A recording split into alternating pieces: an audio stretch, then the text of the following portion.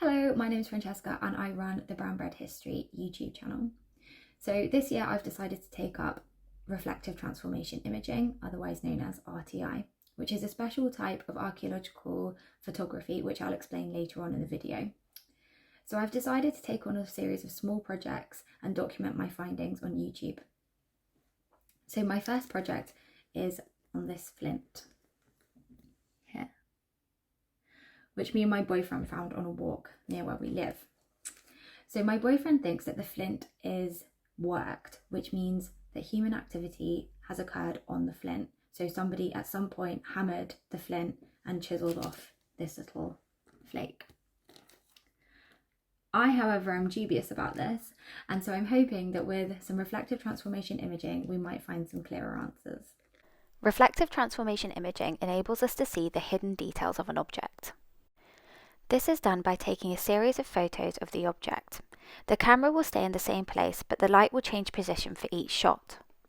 The pictures are then processed through a software called RTI Builder, which can be downloaded from the Cultural Heritage Imaging website for free. I'll leave the link below in the description box. The changing angles of the light enables irregularities on the surface of the object to be highlighted. This enables us to see details of the object that previously could not be seen. So for this project I used a Sony a5100 camera, which is a bridge between a point and shoot and a DSLR, but it did have all the capabilities needed to shoot the object. I have seen others with much more sophisticated equipment, but this camera was fine for me.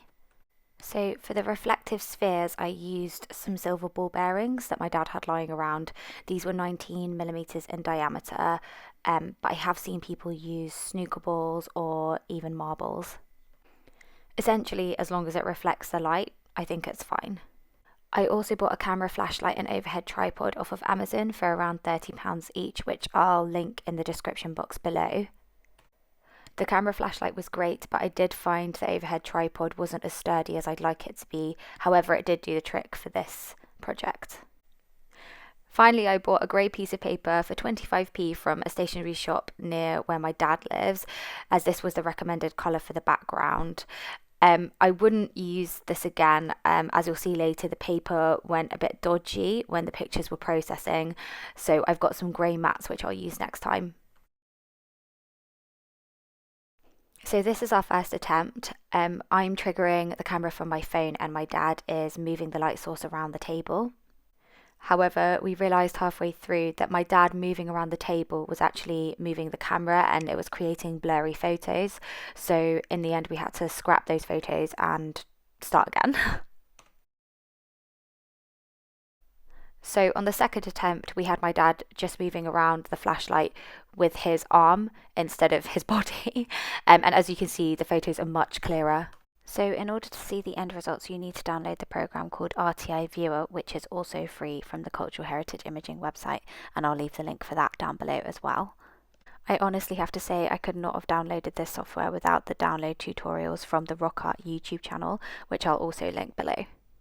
So the end results were a little blurry around the edges, but for our first try, I'm really happy with how the images turned out.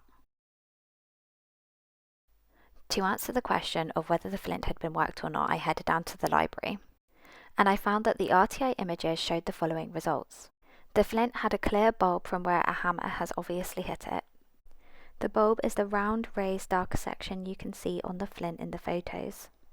This was potentially a soft hammer as the flint is thin and the bulb is very round. The RTI also highlights ripples along the flint, which is also evidence of human breakage. So to conclude, we can assume that the flint was definitely hit by a hammer or hard object at some point, which means the flint was in fact worked. However, looking at the size and measurements of other prehistoric tools, this flint is likely to have been a flake shaved off in the process of making something much bigger. So if you've made it to the end, thank you so much for watching, and I hope you've found this introduction to RTI interesting, and I hope to see you in my next project.